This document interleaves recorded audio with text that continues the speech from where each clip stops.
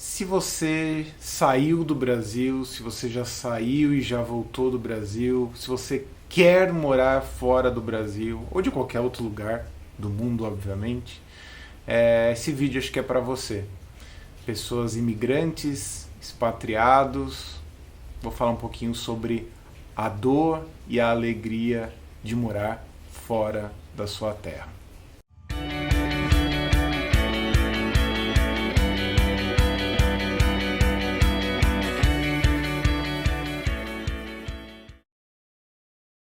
Eu brinco que, por conta de atendimentos que eu faço com pessoas até que moram fora do Brasil, por Skype e tudo, que existe uma síndrome muito particular, alguns sintomas que são muito comuns entre essas pessoas, que eu chamo de síndrome de expatriado.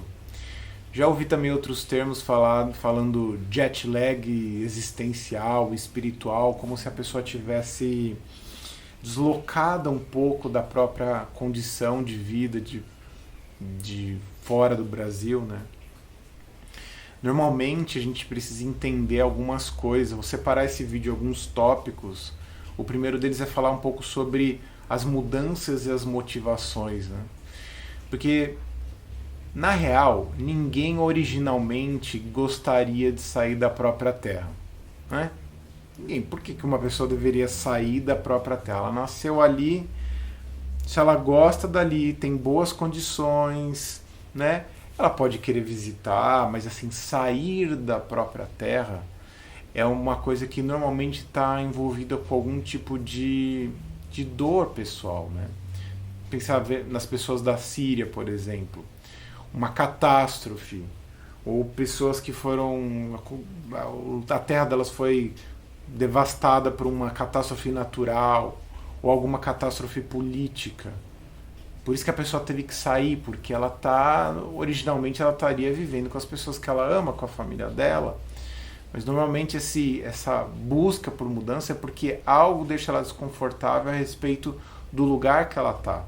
Então normalmente está envolvido algum tipo de mal-estar social, financeiro, ou até filosófico, porque ela não concorda com certas coisas da terra dela. E no fundo, ela vai um pouco triste com a própria condição que ela está vivendo. Ou seja, é uma dor. Então isso é uma coisa importante de entender. A motivação para a mudança costuma vir de uma dor, de uma inadaptação. Às vezes tem histórias particulares que tem a ver com uma fuga da vida dela, de problemas familiares que ela tem, isso também acontece com alguma frequência. E aí a gente vai ter dois tipos de mudança, vamos dizer assim. Uma que pode ser planejada, ou outra que pode ser abrupta, né? Então, uma que foi pensada, elaborada, guardou dinheiro, se estruturou, pensou como que ia ser ou não, e a outra que pode ser uma coisa meio abrupta. Ela foi no susto, ela foi com a cara e com a coragem, sem muita estrutura, então também tem algumas peculiaridades cada uma delas.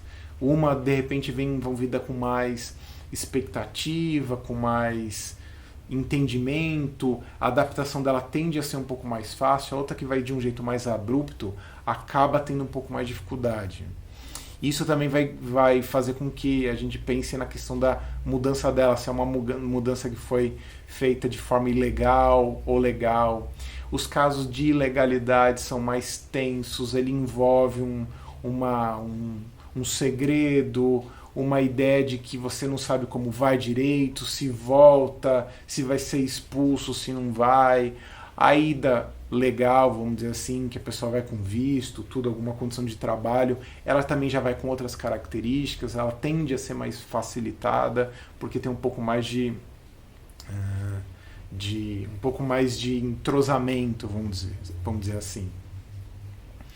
Mas a verdade é que nenhuma dessas mudanças as pessoas se preparam emocionalmente. Isso é uma coisa muito curiosa. Elas preparam dinheiro, elas preparam lugar, habitação, mas não se prepara emocionalmente para poder vivenciar as coisas que são necessárias para a vida dela fora do país que elas vão viver.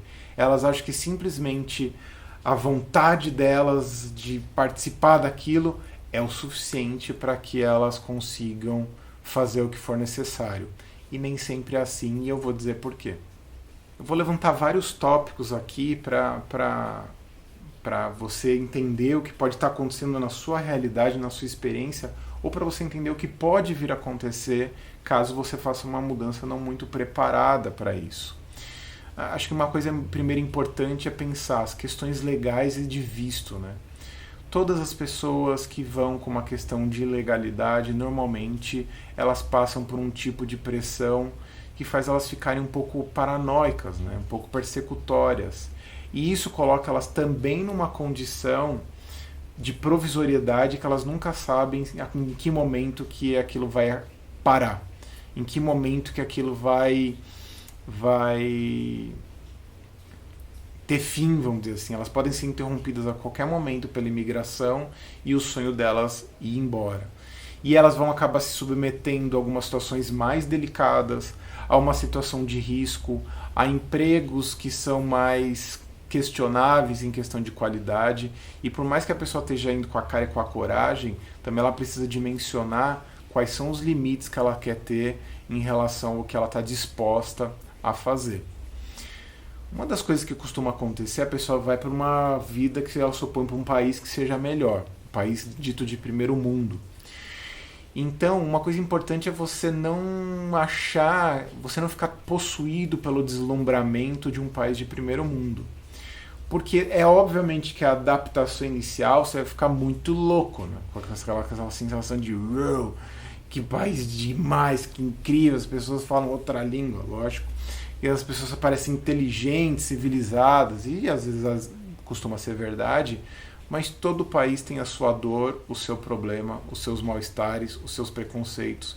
Não existe nenhum país que esteja em profunda paz de espírito com a própria consciência.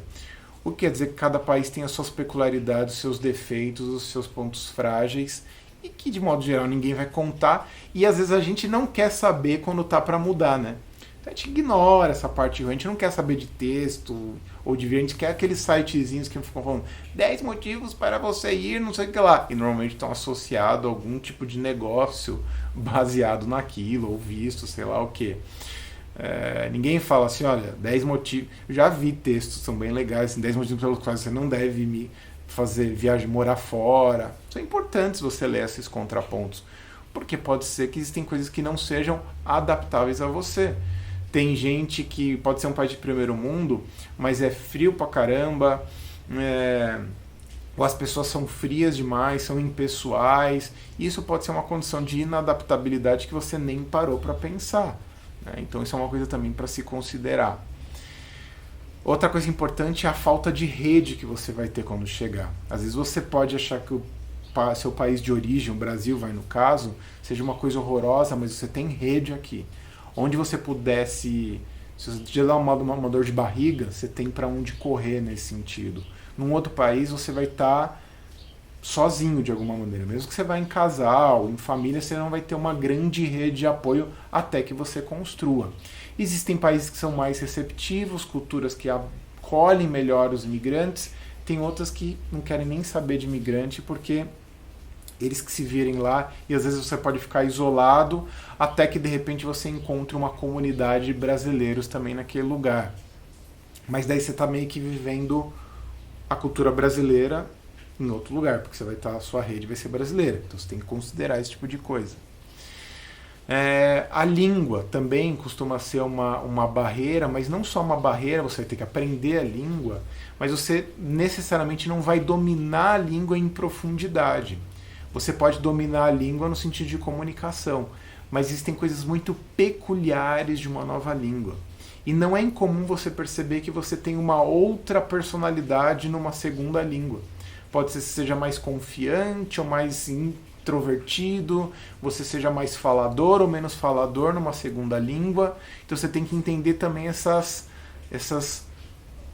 coisas muito próprias de uma segunda língua. Então isso tem que ser considerado, isso porque isso tem impacto sobre você. Pode ser que você se sinta melhor como pessoa naquela segunda língua, pode ser que você se sinta pior. Também é uma coisa para se investigar. Nada disso é uma objeção que eu estou falando, tá? São coisas só para você refletir. O sentimento, às vezes, de não pertencimento pode ser muito doloroso e difícil para algumas pessoas.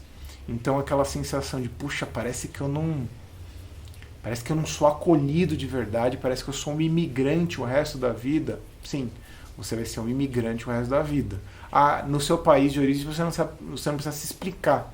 Lá você precisa se explicar, você precisa fazer valer a sua existência ali. Então sim, você tem que estar sempre se provando em muita medida. A sensação às vezes de vida provisória, né? Tem pessoas que vão para um lugar porque elas querem voltar depois. Nem sempre essa sensação de vida provisória pode fazer bem para você. Quanto tempo? Qual o tempo que você estabeleceu? Essa vida provisória pode fazer com que você use um gatilho de te impedir de relaxar e de se relacionar com as pessoas. Porque na sua cabeça você acha que tudo é provisório, então você não se entrega para nada, não vive nada de fato e fica meio travado na sua sensação de felicidade e realização. A falta, vamos dizer assim, de referências biográficas comuns. Sei lá, aqui no Brasil, sei lá, eu nasci em 1980, então sei lá que eu vou falar do Bozo, da Xuxa, do Cavaleiro do Zodíaco, sei lá, até da Malhação, né, da TV, que tá há 20 anos na TV. E a pessoa fala, não, é verdade, isso dá um senso de intimidade, parece que você tem uma língua sutil comum às outras pessoas. Nesse outro país você não tem referência cultural nenhuma. Então, às vezes, esses assuntos que fazem você sentir muito pertencendo e muito íntimo não vão existir. E isso precisa ser pensado para você como uma característica também do não entrosamento. Às vezes, a vida de baixo padrão pode te incomodar. Porque o fato de você estar num primeiro mundo não quer dizer que a vida de baixo padrão seja de primeiro mundo. Às vezes, aqui você vivia numa condição melhor, tinha mais conforto, tinha as aristocracias meio brasileiras, né? Ter 300 mil empregados para fazer quase tudo, e de repente lá você vai estar na vida ali, acontecendo ali, no osso, vamos dizer assim. Então isso é uma coisa também que você precisa considerar. Se você estiver disposto a estar numa condição financeira mais precária, a não ser que você seja milionário, e aí você é milionário no Brasil, em qualquer lugar do mundo, né? Não é o caso da maioria. Às vezes tem pessoas que se arrependem disso. E é um negócio maluco porque você fica entalado com esse arrependimento. Porque você não pode compartilhar, né? Você tá às vezes postando na rede social que você tá feliz pra caramba nesse país. De fato, você pode estar feliz em vários aspectos, mas pode ser que algo no seu coração esteja meio arrependido de ter feito essa mudança e você fica entalado com aquilo, não consegue falar desses arrependimentos com ninguém, porque pode pegar mal. E afinal de contas você já fez essa escolha, você não quer voltar, e aí você fica numa angústia porque você não pode admitir certas coisas que você está sentindo. E é bom admitir, mesmo que seja um lugar bom, você pode também estar arrependido em alguma medida. Às vezes você pode ficar meio possuído por uma nostalgia maluca do seu país de origem, no caso do Brasil, e aí você começa a idealizar o Brasil. O Brasil tinha violência, mas não sei o que, tinha família. A família é muito bom, porque agora eu não tenho família aqui. Você pode começar a entrar nessa pira da nostalgia. Já vi gente voltar, e não estou dizendo que é um problema voltar, e depois de um mês, 2 semanas, 2 meses, a pessoa percebe que aquela nostalgia era só por conta da escassez, porque normalmente quando elas vêm visitar, elas vêm num período de férias, é uma delícia, tudo gostoso, ela parece a visita gringa, que todo mundo trata bem no Brasil, e aí ela acha que aquilo é o que é, e às vezes também não é. Então ela vê, eu brinco que às vezes ela fica num limbo, né? Porque no lugar que ela tá, ela não é daquele país, e quando ela volta pro Brasil, ela também já não é só mais brasileira, então ela às vezes fica num limbo existencial também curioso. Até porque também tem uma questão assim, tem um fim do deslumbramento, né? Acabou aquele deslumbramento todo, você já começa a ver a realidade como ela é, não é necessariamente mil maravilhas, e aí você tem que... E aí? Que pito toca, vamos dizer assim. E agora que eu me desiludi, o que vai acontecer de fato? E quando você está se adaptando num lugar novo, às vezes também vem uma uma onda de tristeza, uma coisa esquisita, porque você está meio desacorçoado, né? E às vezes começa a surgir ao longo do tempo uma depressão por isolamento. Isso não é incomum acontecer. A pessoa vai ficando tão isolada da rede dela, que ela começa a desenvolver um tipo de depressão funcional por conta de uma situação mais difícil. E às vezes a pessoa desenvolve uma certa ansiedade sobre o futuro. Então ela fica tão agitada, vamos dizer assim, tão ansiosa em relação a coisas que ela poderia viver, que ela também desenvolve, ela não sabe como vai ser o destino dela, então também ela pode desenvolver uma certa ansiedade. Às vezes você pode também estar sofrendo de um tipo de preconceito típico de imigrante. Dependendo do país, como eu falei, pode ter muito preconceito em relação a imigrante. Você pode estar sentindo mal porque você não se dá conta de que você é visto como um imigrante e visto com preconceito. Porque para certos países, simplesmente o fato de você não ser do lugar deles, você é um latino, e latino pode ser associado com todo tipo de coisa ruim, negativa, o que não é verdade, obviamente, né? Também existe uma questão de expectativa versus realidade. Então, para cada pessoa, a vivência de um jeito. Tem pessoas que tiveram experiências muito prósperas, muito boas, muito agradáveis. Tem pessoas que tiveram experiências muito difíceis e essas não compartilham quando voltam, né? Então isso acontece também. Então é importante entender que existe um mundo do possível e o mundo daquilo que acontece na vida de fato. Então é importante você entender que essa quebra, essa frustração é muito comum e não ficar desesperado por conta disso. É também muito comum haver um tipo de crise, vamos dizer assim, conjugal. Se é um casal que vai. Porque a nova identidade no exterior pode ser uma coisa muito difícil. Primeiro, o status financeiro muda. Então a posição do casal, se estava apoiada numa questão financeira, de repente os perrengues da vida cotidiana podem exacerbar crises que já vinham surgindo no casal. Às vezes o fato de um trabalhar, o outro não, também pode ser um problema. Muda de repente uma dinâmica do relacionamento. Então muitas crises conjugais também acabam surgindo na hora de uma mudança de um país, e isso precisa ser muito conversado. Tipo, qual é o pior cenário que poderia acontecer entre nós dois? E explorar essas possibilidades que você às vezes não tinha parado para pensar. O relacionamento com os nativos, né?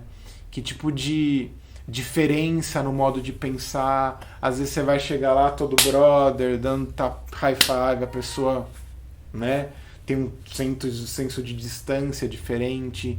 Então existem formas de pensar diferente, de sentir diferente, de se relacionar diferente, inclusive de fazer sexo. Às vezes você vai transar com uma pessoa gringa, ela transa de um jeito diferente. Os protocolos culturais do sexo são diferentes. Então, tem tantas coisas muito próprias da relação com os nativos, que às vezes você pode pegar a birra daquele povo simplesmente porque você não entendeu que eles são diferentes, né? Outra coisa também importante é como criar filhos no exterior. Qual é a adaptação, crises escolares. A criança vai estar numa outra língua e de repente ela pode não ter tanta adaptabilidade imediata. Quer dizer, o bilinguismo passivo, quer dizer, o que pode acontecer nesse meio do caminho que você não conjecturou. Isso pode estressar a criança e o estresse da criança estressar você. Você não ser pego de surpresa, você não preparou o território, vamos dizer assim. E uma última coisa também, crises profissionais, né? Mudança de carreira, que adaptação de currículo. Você vai ter que fazer nova faculdade, você não vai conseguir fazer faculdade. Às vezes a perda de status que você tem. No Brasil você era o bambambam, no outro país você é um Zé Ninguém. Então tudo isso precisa ser validado, porque se você for de repente uma pessoa muito movida por status, isso daí pode abalar você com muita força. Então todas essas coisas para poder se considerar na hora de uma mudança para um outro país.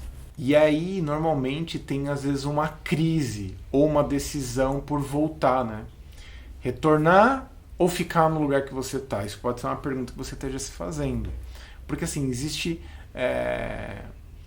fases, né, quando a gente muda para o país. Um primeiro é aquela coisa meio... aquela esperança entusiasmada. Nossa, que incrível, quanta coisa bacana. Depois você começa a entrar numa fase de meio desconforto, você começa a fazer meio que umas críticas. Depois você pode entrar numa coisa de pertencimento. Pô, agora tô pertencendo aqui a esse novo país. Ou às vezes você entra numa coisa de desadaptação profunda, de abstinência do seu país de origem, no caso o Brasil. E aí você vai ficar e você vai se renaturalizar nesse país, vai ser sua nova natureza, ou você vai voltar e você vai ter que se renaturalizar no país de origem, no caso o Brasil, que você voltou. Como é que vai ser isso? Então também vai ter que ter uma renaturalização para o país, para o Brasil, porque você já não é mais só brasileiro, então você vai ter que se reintegrar no Brasil, então vai ser uma nova crise de retorno. Então, essa sensação, às vezes, de ter ido, já não mais conseguir voltar, de um deslocamento infinito que você pode ficar, isso pode ser uma coisa também muito problemática, que eu falei do jet lag espiritual, vamos dizer assim, que é colocado. Então, que coisas podem ajudar nesse processo de mudança? Bom, enfatize as semelhanças, as coisas que são parecidas, as coisas que você vê em comum. E não fique enfatizando só as diferenças, só as coisas que não funcionam, só as coisas horrorosas. Então isso é uma coisa também para você não fazer. Você precisa adotar o novo país como se fosse o seu. É o meu país. Porque se você ficar... Sim, o Brasil também é seu país, mas esse novo país precisa virar o seu novo país, o seu novo mundo, sua nova pátria. Isso quer dizer que você está traindo? Não, só quer dizer que se você decidiu morar aí pro resto da vida, esse é um novo lugar e é assim que você precisa tratar esse novo espaço. Observe as pessoas nativas e aprenda com elas. Pare de criticar, pare de ficar olhando só aquilo que elas fazem de esquisito. Se interesse da comida, do jeito, do pensamento, da maneira de sentir. Essa é a riqueza de você ter ido morar num outro país. De repente você quer sofisticar a sua percepção do mundo, porque às vezes nós brasileiros temos uma cultura meio de improviso, em algum nível de malandragem, dar jeitinho.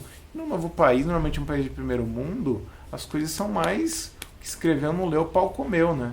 Então você precisa se adaptar. Se você quiser imprimir essa malandragem, você nunca vai ser recebido como alguém que pertence àquele lugar, né?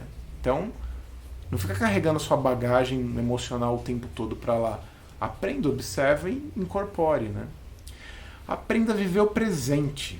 O presente, a sua vida, o que está acontecendo aqui e agora. Para de ficar sonhando acordado com o futuro, com o passado, com o que foi, o que não é.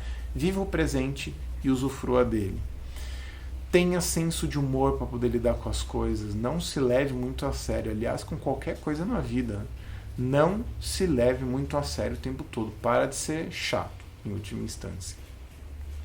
E como eu falei, pare de enfatizar os contrastes. Comece a se entregar para aquela experiência. Porque uma coisa que eu acredito é o seguinte, que a liberdade e a felicidade está mais relacionada com o como você vive, a maneira com que você vive, do que necessariamente com o lugar que você vive. Então você pode viver o inferno aqui e você pode viver o inferno fora do Brasil. Então você precisa fazer as pazes com o seu inferno. Porque às vezes o seu problema de estar morando fora do Brasil não tem a ver com estar fora do Brasil. Pode ser que você tenha levado os seus dramas interiores para qualquer lugar do mundo. Então, se reconcilie com a sua vida. E se em último caso isso não estiver funcionando, procure ajuda profissional. Tem gente que vai procurar ajuda na língua do país que está. Algumas pessoas já me disseram que tinham dificuldade, porque elas não conseguiam expressar a inteireza, não tinha questão cultural, meio que em comum, uma base comum. Às vezes chorar numa outra língua, às vezes pode ser mais difícil. Então procure ajuda profissional de terapia para poder ter apoio nesse momento crítico, até para você ter clareza do que você quer fazer. Porque seja para ir, ou preventivamente, ou seja para voltar, ou seja para ficar, você precisa estar com mais clareza de pensamento, tá bom? Espero que você tenha gostado, então dê um curtir, Compartilhe com pessoas que você sabe que têm planos de viajar ou que estão num outro país, que seja interessante para elas entenderem algumas coisas que elas podem não estar pensando, porque isso não é claro para todo mundo.